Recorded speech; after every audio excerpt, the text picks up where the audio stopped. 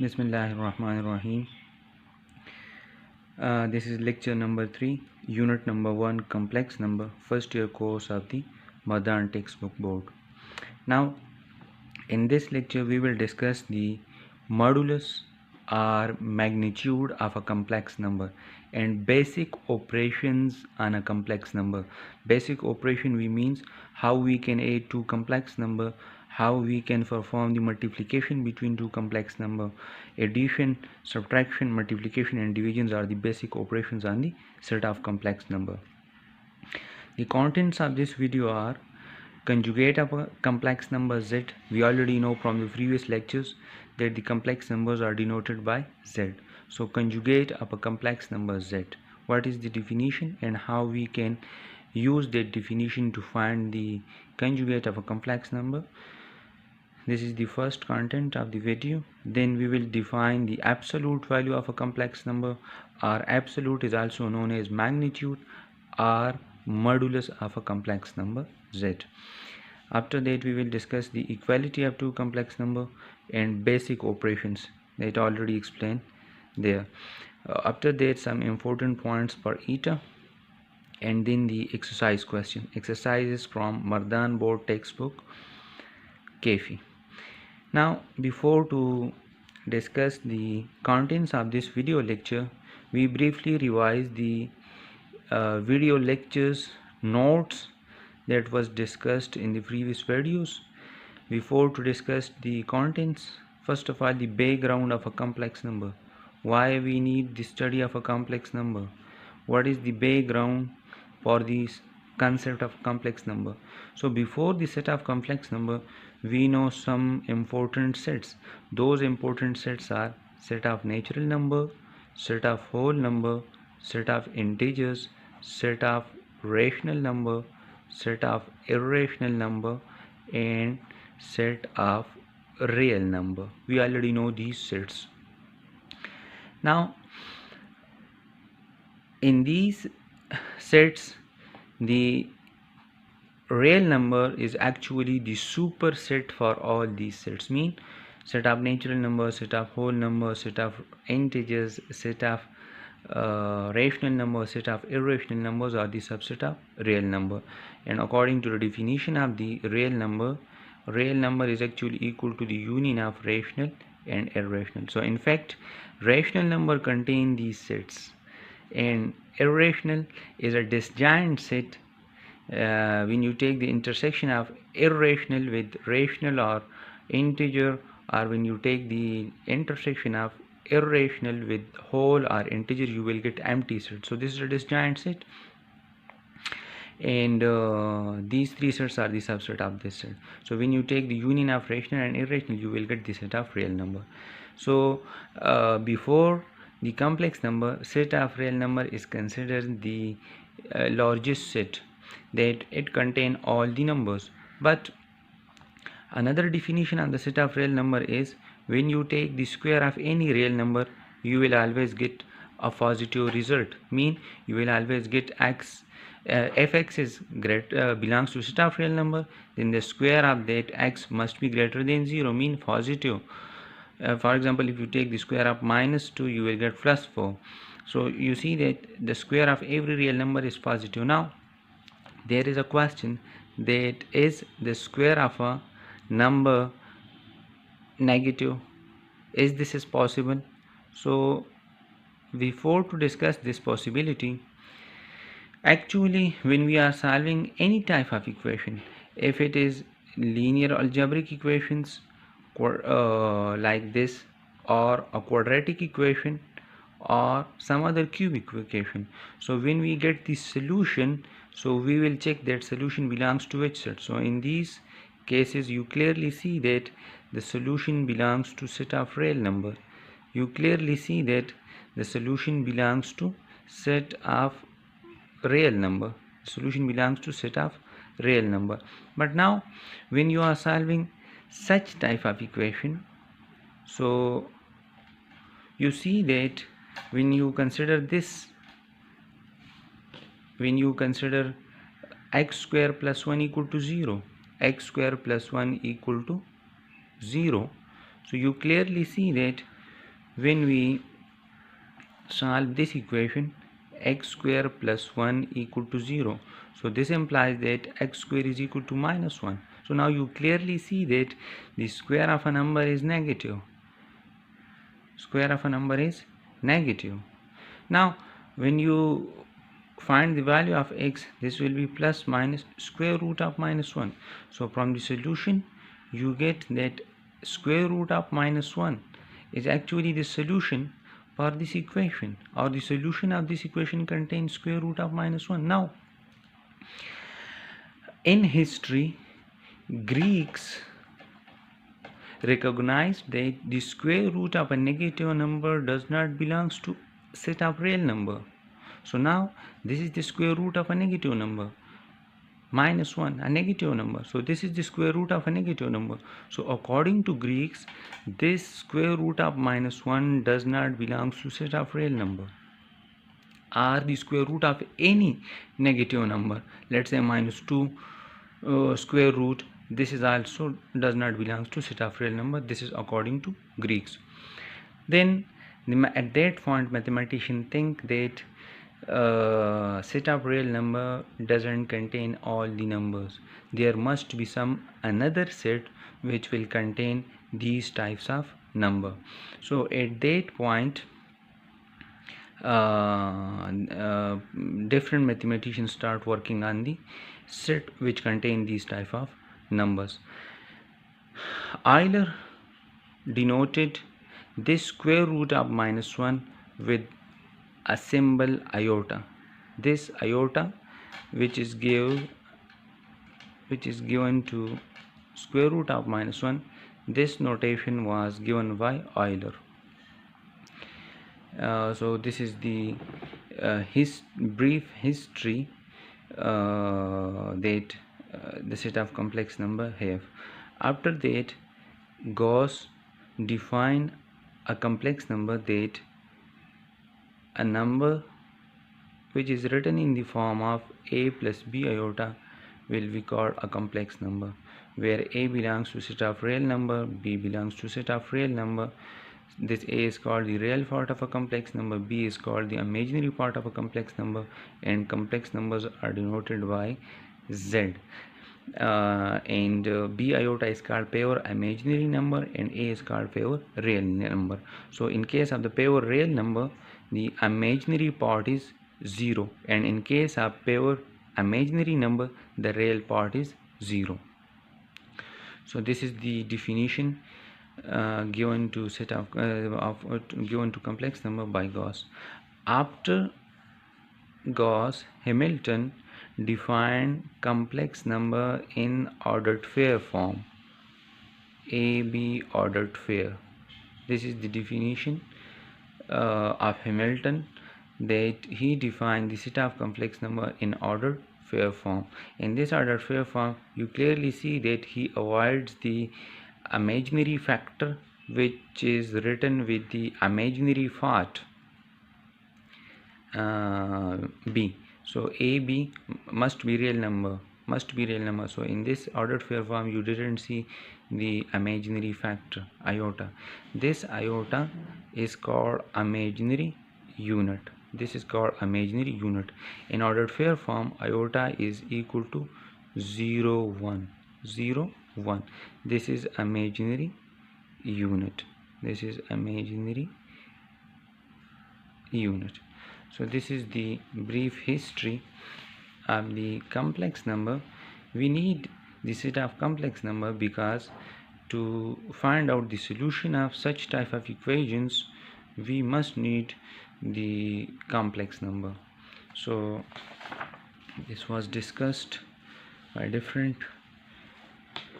mathematician.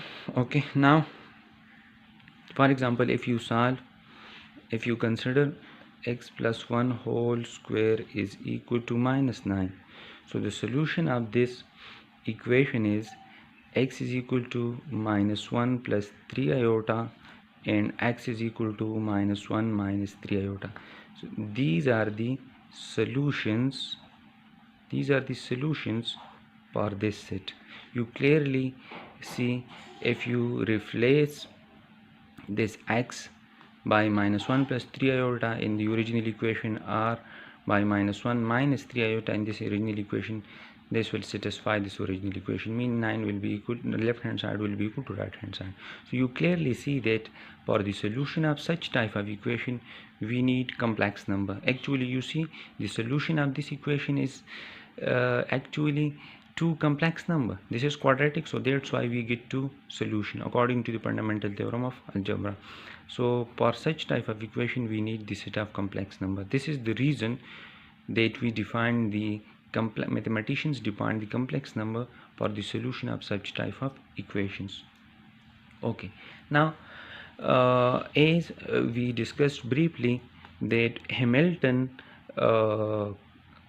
define the set of complex number in ordered pair form.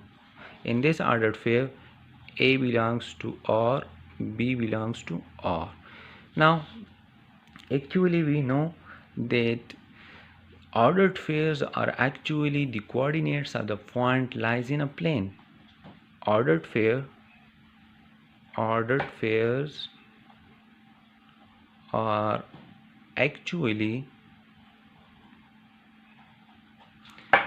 represents the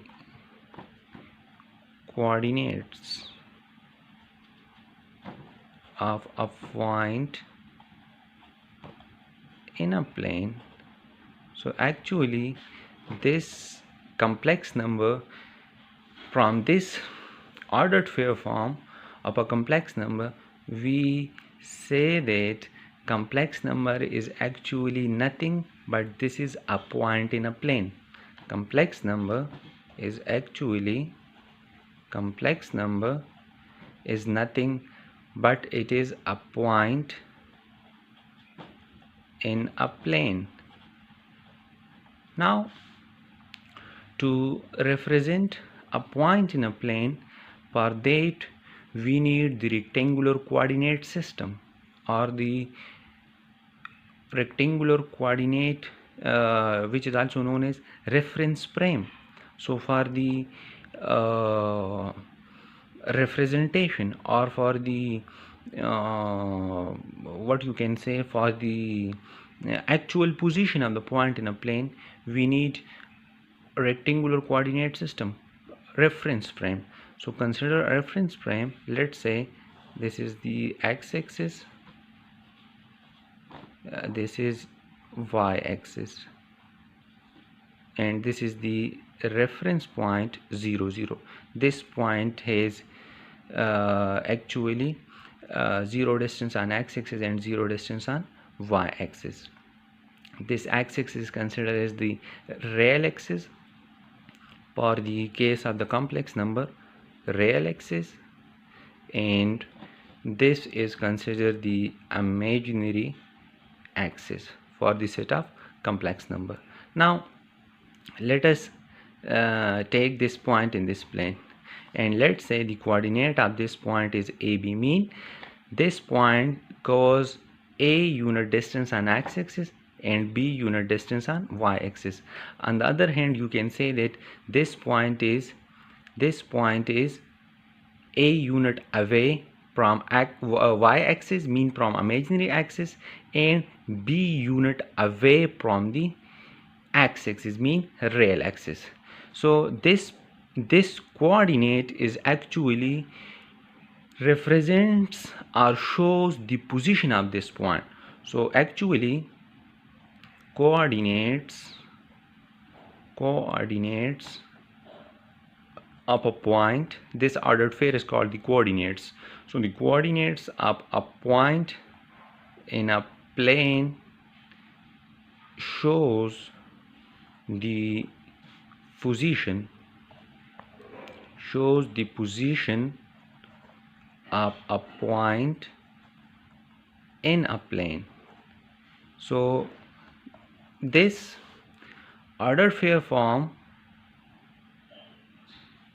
is actually shows the position of this point is a plane, or in other words you can say that this is the this ordered pair form is actually representation for this point in a plane. For each point in a plane there must be an ordered pair, and for each ordered pair there must be a point in a plane. So from that we conclude that there is one corresponding between the set of ordered pairs and the points in a plane. Remember that for each point in a plane we must have an ordered pair. If I consider a point here, for this point we must have some ordered pair. If I consider a point here, for this point we must have some ordered pair. If I consider a point here, for each and every point we must have an ordered pair, and for each and every ordered pair we must have a point in a plane. Now you see that actually the set of real numbers are the ordered pairs. When you define the set of real numbers, now the set of real number is denoted by capital C. Remember that a single complex number is equal to a plus b iota. So this is a single complex number which is actually a single point in a plane. Now when you write all the complex number in a set, so that set is denoted by capital C, and this is actually ordered pair AB such that A belongs to R and B belongs to R. So now you see that the set of complex numbers contain all the ordered pairs, and for each ordered pair we have a point in a plane, and for every point in a plane we have an ordered pair. So it means that geometrically C represents the two-dimensional plane. So we can define C will be equal to Cartesian product of R cross R. So this is the geometrical meaning for the set of a complex number. Now this complex number can be written as a plus b iota, and this is denoted by small z. Now when you join this point, origin or a reference point with this point which is a complex number, so the length from the origin to this point, this is the modulus or the absolute of a complex number. This distance is actually represent the modulus of a complex number. This distance is actually represent the absolute or modulus of a complex number. Okay, so to define the modulus or magnitude of a complex number, we consider now defining in a proper way that what is the absolute value of z. Before to discuss the absolute value of a z, which is also known as modulus or magnitude of a z mean complex number, a plane in which we plot a complex number, this plane is called organ diagram or organ plane, or this plane is called complex plane, or this plane is called z plane.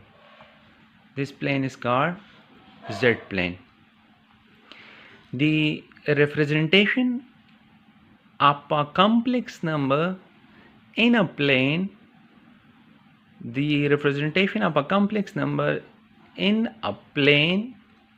was first represented by a French Swiss mathematician Jean Robert ordered.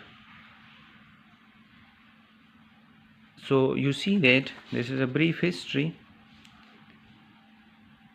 The plane, the complex plane, is also called the orgone diagram after the French Swiss mathematician Jean Robert Orgone, who was the first to introduce or to represent the complex number geometrically as a point in a plane. So Hamilton actually gave the ordered fair notation to the complex number, and then there was orgone which represent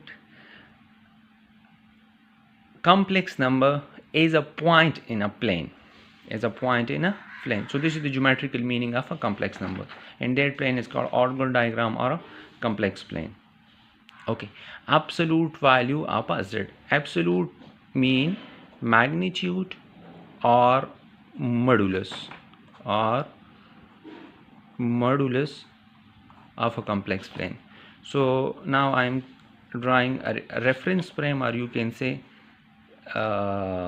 z plane or orgone diagram or complex plane. This is the real axis. Real axis mean this axis will be used for the real part of a complex number, and this is imaginary axis. This is used for the imaginary part. Now I'm considering this point in a plane. So let's say this point is a unit away from the y-axis and b unit away from the x-axis, mean this point has a distance a unit on the x-axis and b unit on the y-axis. So this is a complex number because we know that the ordered pair of a point is actually a complex number. We know that AB is equal to A plus B iota. Now join, this is the reference point 0 0. This point has coordinate A and B. This point has coordinate 0 and 0. It means that this point has no distance on x-axis and no distance on the y-axis. It lies at the origin. So this distance is actually represent the absolute value of a complex number. Absolute value of a complex number is denoted by z absolute. So this is z absolute. Z absolute mean magnitude or a modulus of a complex number. Now what is the meaning of a absolute? Absolute actually represent a distance. Remember that absolute always represent distance, and we know that distance is always positive.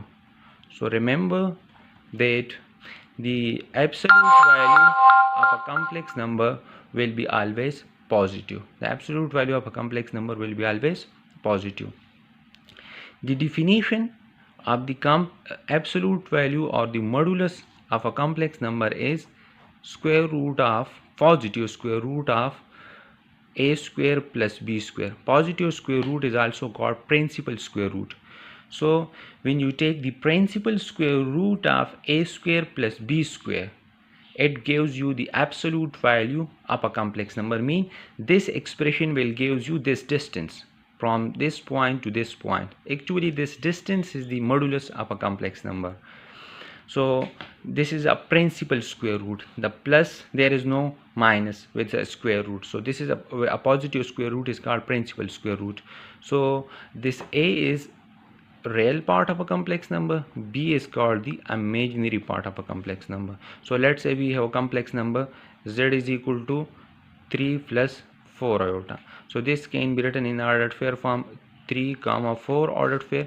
Geometrically this point lies in the first quadrant because both the coordinates of the point are positive. So this is a positive real axis and this is the positive imaginary axis, mean y axis. So let's say this is 1 2, let's say this is 3. So this point is 3, the distance of this point on x-axis is 3, and let's say this is 1 2 3 and 4. So this point is distance on the y-axis. So actually this point has coordinate 3 4. So this is the complex number 3 plus 4 iota. Now the distance of this point from the origin 0 0 is actually represent the absolute of a complex number, or the modulus or the magnitude of a complex number. So if you need to find out the absolute, you need to remember the relation that the absolute value of a complex number is the principal square root of a square plus b square. Here in this case, a is equal to 3 and b is equal to 4. So this z absolute will be equal to 3 square plus 4 square. So this is equal to 9 plus 16 square, and this is equal to 25 square root, which is equal to 5. So you clearly see that the 5 unit. This is the absolute value of a complex number.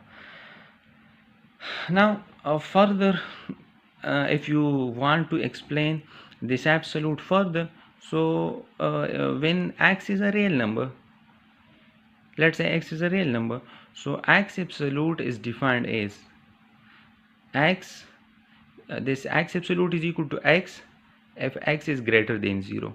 This x absolute is equal to 0 if x is equal to 0, and this x absolute is equal to minus x if x is negative by itself. This is not a negative quantity, this is not negative number. In fact, this is positive because x is itself negative.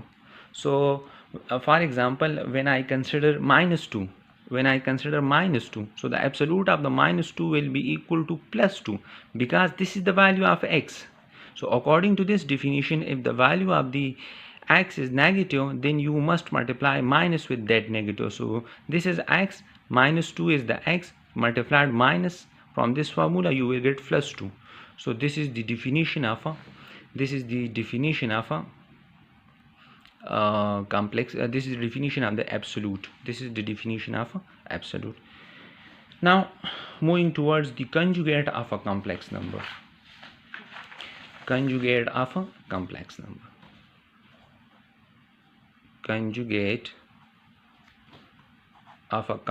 number z. Actually, conjugate of a complex number is actually the mirror reflection of z with respect to x-axis. For example, if I consider z is equal to a plus b iota, a belongs to or, b belongs to or. According to Hamilton, this complex number can be written in the ordered fair form, and this ordered fair form can be plotted in the complex plane. Now let's say this is 0 0, let's say this is a unit on the x-axis, b unit on the y-axis. So this point has coordinate a comma b.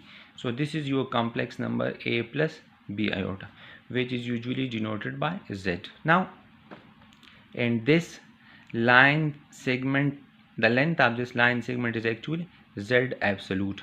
Now when you take the absolute, the conjugate of a complex number, so conjugate of a complex number is denoted by z bar, and that conjugate is defined as a minus b iota. Mean what you do in case of the conjugate, you just change the sign of the imaginary part. You just saying change the sign of the image. In this case, the sign of the imaginary part is plus b, and in this case the sign of the imaginary part is minus b. So actually in this case you just replace, in case of the complex number, you in case of the conjugate of the complex number, you need to change the sign of the imaginary part. So in ordered fair form, this will be equal to a comma minus b. So if this is b, so this will be minus b. So you see that this point will be a comma minus b. So you see that this is the z absolute. So remember that z absolute will be equal to z bar absolute, mean the conjugate a complex number and original complex number magnitude must be equal, modulus must be equal, modulus must be equal. But you see that this point is reflected over the real axis, which is the x-axis. So actually this absolute of a complex number is the mirror refraction, of a point with respect to x-axis. So this is the conjugate of a complex number. You see that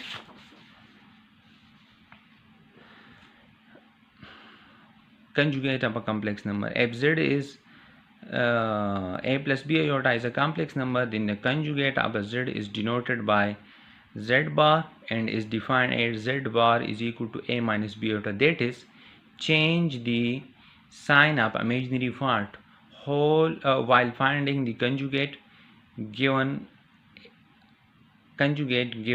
complex number. Thus the conjugate z is equal to conjugate of z is equal to a plus b iota is z bar, which is equal to a minus b iota. So in this diagram you clearly see that this is the z and this is z bar, mean conjugate of this. So this is actually the mirror reflection of the z along x-axis. You see that geometrically this point is important for eta. Geometrically z bar, mean conjugate of a complex number z, is the reflection of z about real axis. This reflection leaves both real part and imaginary part.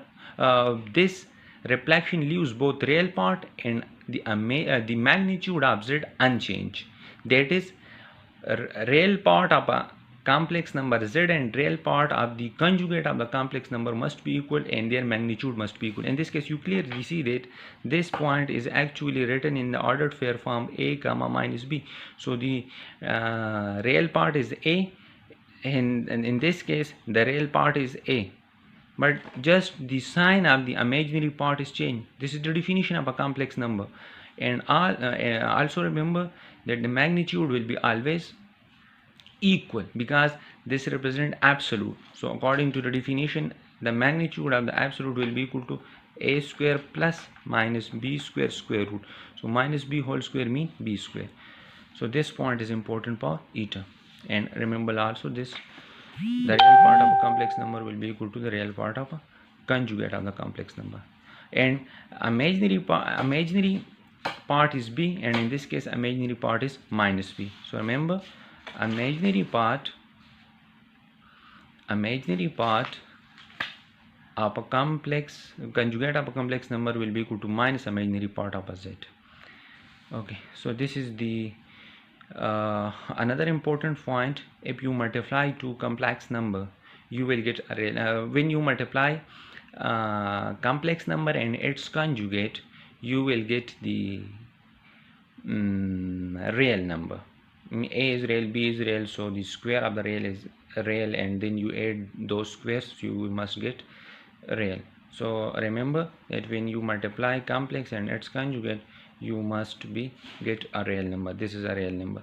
The real imaginary part of a complex number z can be found using the conjugation. Real part of z is equal to, which is a, when z is equal to a plus b iota. This is also equal to z plus z bar divided by 2, and imaginary part of a complex number z is equal to z minus z bar divided by 2. Moreover, complex number is real if and only if it is equal to its own conjugate, that is z bar is equal to z. When a complex number is pure real number, mean there is no imaginary part. So this is the whole discussion about the conjugate of a complex number. Now after the conjugate of a complex number, we will briefly discuss the properties of a complex number. Equality of a complex number. When two complex numbers are said to be equal, this is a first, let's say first complex number, and let's say this is a second complex number. A plus b iota is one complex number and c plus d iota is another complex number. Now these two complex numbers are said to be equal if the real part of this complex number will be equal to the real part of this complex number, and the imaginary part of this complex number is equal to the imaginary part of this complex number. So this complex number will be equal to this complex number if and only if A is equal to C and B is equal to D. Remember, these two complex number, this is the definition, these two complex number will be equal if and only if the real part of a first complex number will be equal to the real part of a second complex number, and the imaginary part of the first complex number is equal to the imaginary part of the second complex number. So this is the definition for the RIM. In other words, you can write this definition: two complex numbers Z1 and Z2 are equal if and only if real part of Z1 is equal to real part of Z2 and imaginary part of Z1 is equal to imaginary part of Z2. So this is the basic this is the equality definition for the equality of a complex number. Now moving towards the basic operations for the set of a complex number.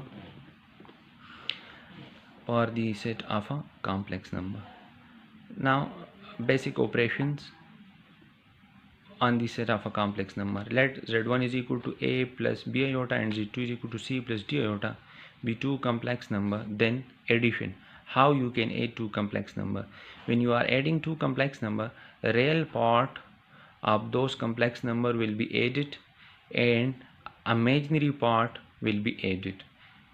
Real part is added with the real part and imaginary part will be added with imaginary part. For example, if I consider Z is equal to 1 plus 2 iota, Z1 is equal to 1 plus 2 iota and Z2 is equal to 1 plus 4 or 4 plus 4 iota. So Z1 plus Z2 will be equal to 1 plus 4 5 and 2 plus 4 6 iota. So you see that I add here real part with real and imaginary part with imaginary. You see the example, Z1 is equal to 3 plus 4 iota and Z2 is equal to 2 minus 7 iota. So when you are adding these two complex number, the real part is added with real part, imaginary part is added with imaginary part. Now we see that the addition of two complex number is given.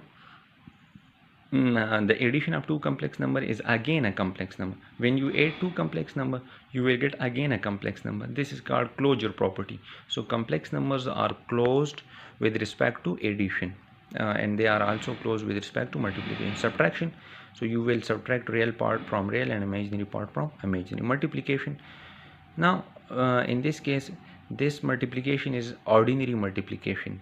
So when you multiply this complex number A plus B iota with a complex number C plus D iota, so we will do a horizontal multiplication. A first multiply with this whole complex number, then will you write plus, and then B iota with this whole complex number. So by using the ordinary multiplication, which is known as horizontal multiplication, this is the horizontal multiplication, and using the result, the iota square is equal to -1. So we get Z1 multiplied by Z2 will be equal to AC minus BD plus AD plus BC iota. So here the real part of this complex number is AC minus BD and the imaginary part is AD plus BC, because this AD plus BC contain iota as a factor. So this is again a complex number. When you multiply two complex number, you will get again a complex number. So this is also set of complex numbers are closed with respect to multiplication. Or you can say that set of complex numbers have a closure property with respect to multiplication. Now division of a two complex number. Z1 divided by Z2 is equal to A plus B iota divided by C plus D iota if Z1 is A plus B iota and Z2 is equal to C plus D iota. These are two complex numbers. Now remember this point, the denominator is containing two independent constant. When you are dividing two complex number, so you see to the denominator. Whenever a fraction came, you must remember that the denominator is not equal to 0, and then you will see to the denominator. In this case, when you see to the denominator, in this case you must impose a condition that Z2 is not equal to 0.